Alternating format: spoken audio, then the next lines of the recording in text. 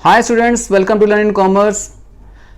पिछली क्लास में हमने लायबिलिटी साइड को डिस्कस किया था। आज की क्लास में हम एसेट साइड को पहले डिस्कस करेंगे। उसकी हेडिंग, सब हेडिंग्स क्या हैं, उनकी डिटेल्स हम पढ़ेंगे। साथ ही साथ हम प्रॉफिट एंड लॉस अकाउंट का पूरा फॉर्मेट देखेंगे और उस फॉर्मेट की हेडिंग और सब हेडिंग को डिस्कस करेंगे। ओके,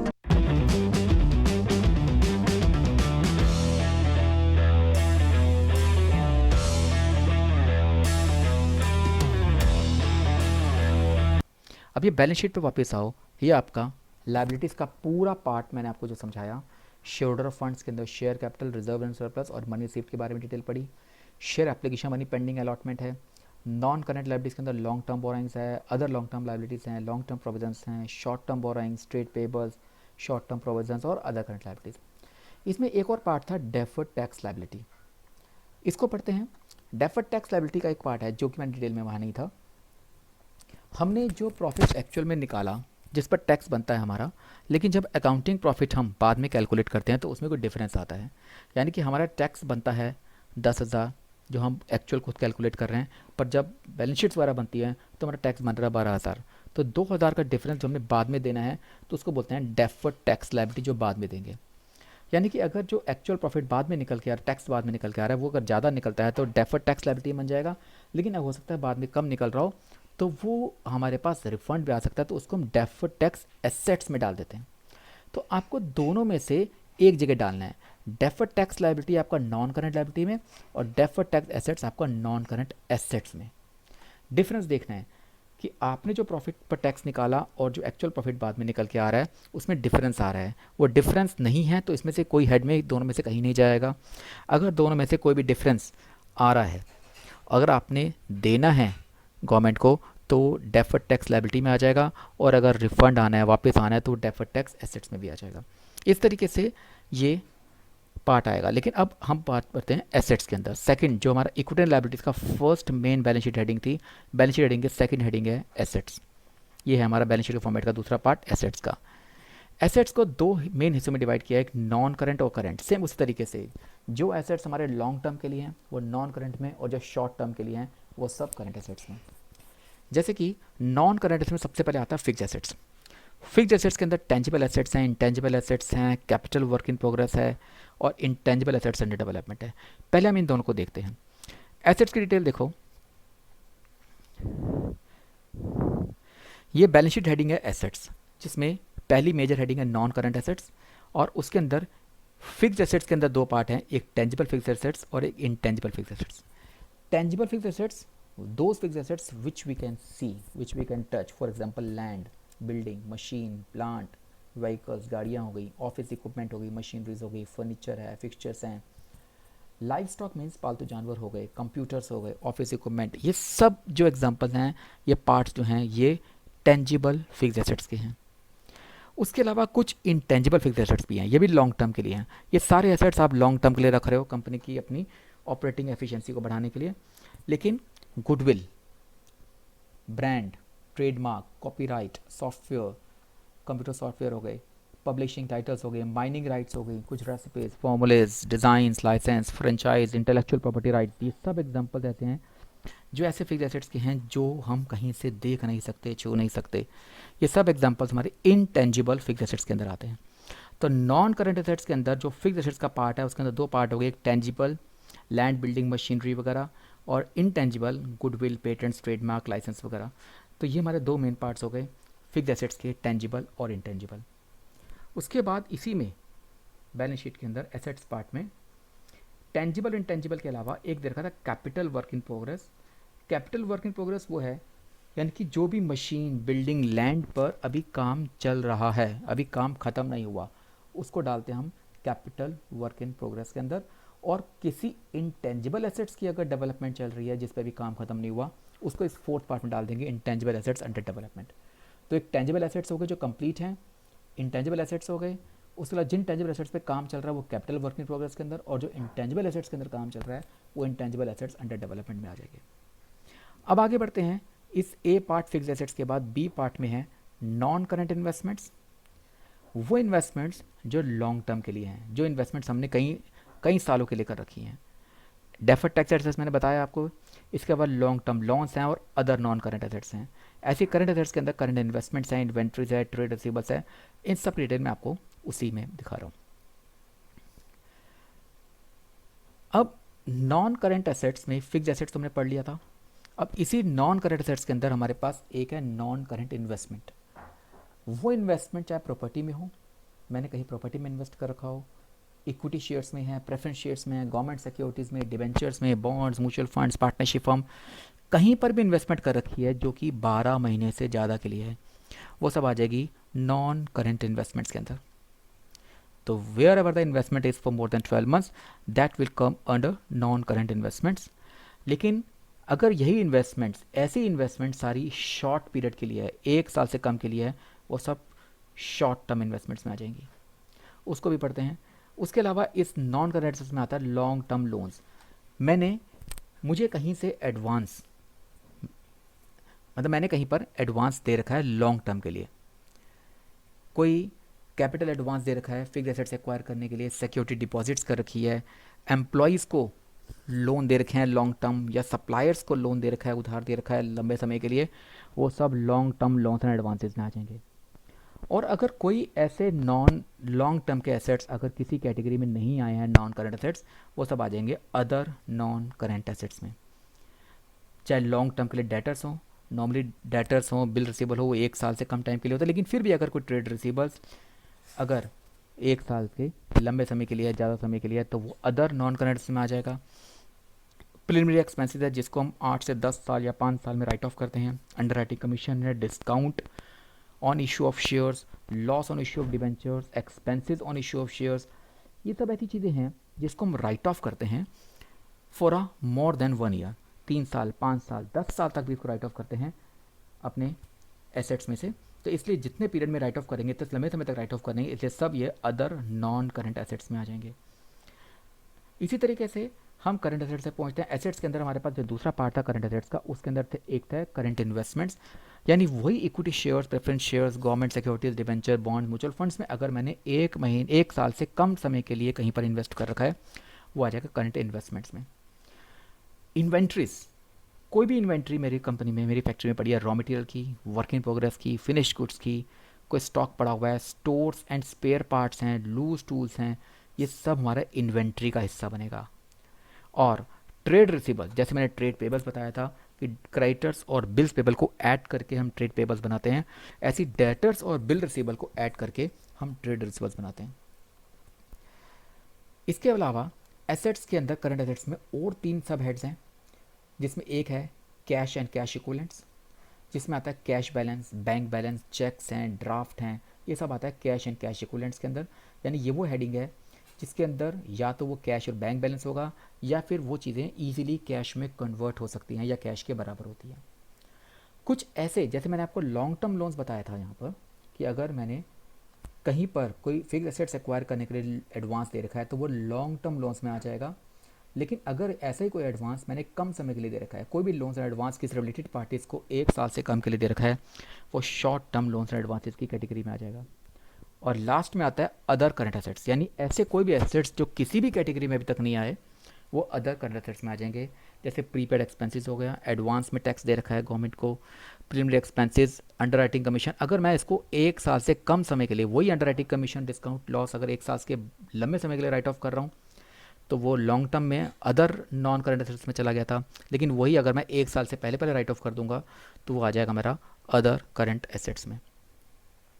अब ये वापस देखो इसमें, तो हमने यहाँ पर एसेट साइड के अंदर नॉन करंट एसेट्स और करंट एसेट्स पढ़े, जैसे फिक्स एसेट्स थे, non current investments, long term loan advances, other non current assets.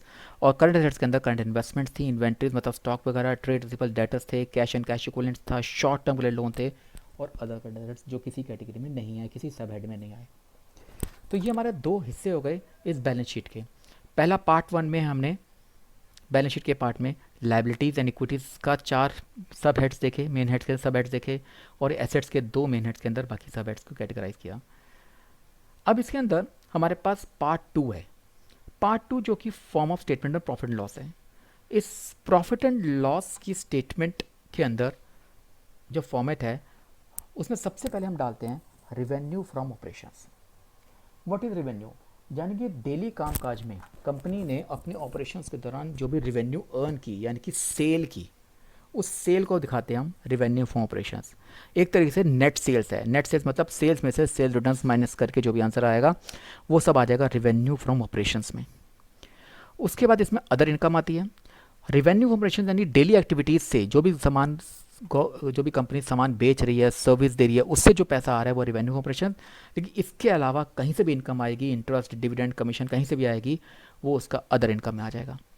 इस रेवेन्यू फ्रॉम ऑपरेशंस में अदर इनकम ऐड करके थर्ड रो हमारी टोटल बना देंगे इन दोनों का, जिसको बोलेंगे टोटल रेवेन्यू, यानी 1+2।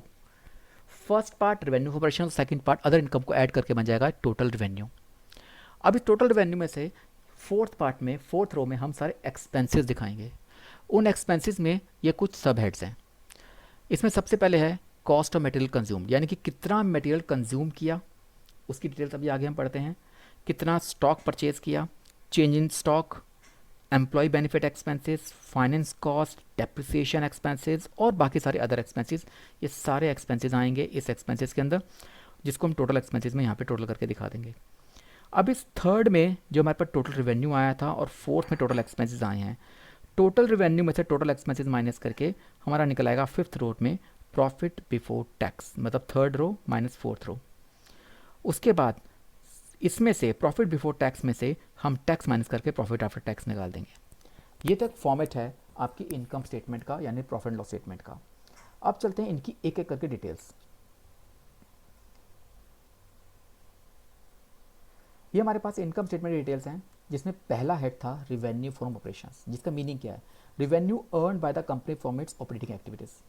कंपनी की ऑपरेटिंग एक्टिविटीज़, चाहे वो सामान बेचने का काम कर रही है या किसी को सर्विस देने का काम कर रही है, जो भी कंपनी को ऑपरेटिंग एक्टिविटीज से रेवेन्यू अर्न होगा उसको बोलते हैं हम रेवेन्यू फ्रॉम ऑपरेशंस।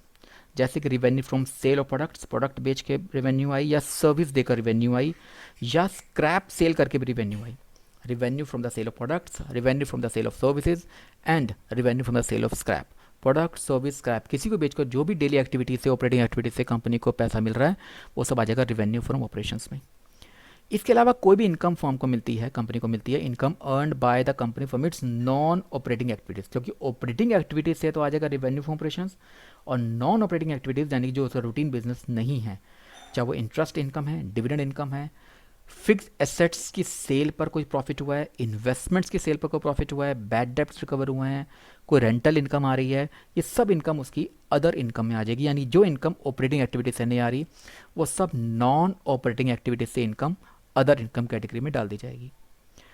उसके बाद एक्सपेंसेस के अंदर सबसे पहला हेड था कॉस्ट ऑफ मटेरियल कंज्यूम्ड का, कितना मटेरियल कंज्यूम किया, कितना रॉ मटेरियल और कितना बाकी मटेरियल कंपनी ने अपने गुड्स को मैन्युफैक्चर करने में यूज़ किया, कंज्यूम किया। इसको निकालने के लिए क्या करते हैं, opening stock of raw material plus net purchase of raw material और minus closing stock of raw material. For example आपके पास शुरू में रॉ मटेरियल 100 रुपये का पड़ा हुआ है, उस 100 रुपये में से के अलावा अपने आपने 1000 रुपये का और ख़रीद लिया नेट परचेज, तो 100 रुपये में 1000 रुपये ऐड करके 1100 का रॉ मटेरियल हो गया, और उसमें से 300 का भी पड़ा हुआ है, क्लोजिंग स्टॉक पड़ा हुआ है आपके पास, तो 1100 में से 300 माइनस किया तो 800 का रॉ मटेरियल आपने कंज्यूम कर लिया।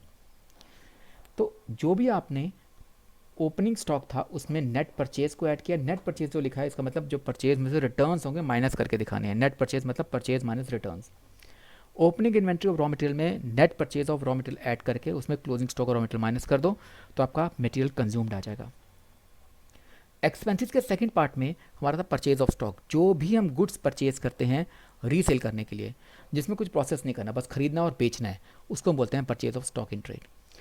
फिर तीसरा हमारा एक्सपेंस था चेंज इन स्टॉक, जो एक्सपेंस कैटेगरी में आता है। चेंज इन स्टॉक किसी भी चीज़ का, चाहे वो स्टॉक ओपनिंग चीज़ का स्टॉक का हो, चाहे वो फिनिश गुड्स का हो, चाहे वर्क इन प्रोग्रेस का हो। मीन्स ओपनिंग इन्वेंट्री और क्लोजिंग इन्वेंट्री के डिफरेंस को बोलते हैं हम चेंज इन इन्वेंट्री, जिसमें निकालने के लिए opening inventory minus closing inventory. आपको क्लोजिंग में से ओपनिंग माइनस नहीं करना, आपको ओपनिंग स्टॉक में से क्लोजिंग स्टॉक माइनस करना है, चाहे वो रॉ मटेरियल का हो, चाहे वो फिनिश गुड्स का हो, चाहे वर्क इन प्रोग्रेस का हो। इससे निकलता है हमारा चेंज इन इन्वेंट्री। उसके बाद है एम्प्लॉय बेनिफिट एक्सपेंसेस। एम्प्लॉय के बेनिफिट के लिए कोई भी एक्सपेंसेस कंपनी खर्च करती है अपने एम्प्लॉयज़ के ऊपर, चाहे वेजेस हो, बोनस हो, leave encashment, salaries, staff welfare, contribution to employ provident fund, जो भी किसी फंड में कंपनी कंट्रीब्यूट करती है या कंपनी एम्प्लॉय के बेनिफिट के लिए खर्च करती है, वो सब एम्प्लॉय बेनिफिट एक्सपेंसेस की हेड में आ जाएंगे। उसके बाद एक्सपेंसेस में एक है फाइनेंस कॉस्ट।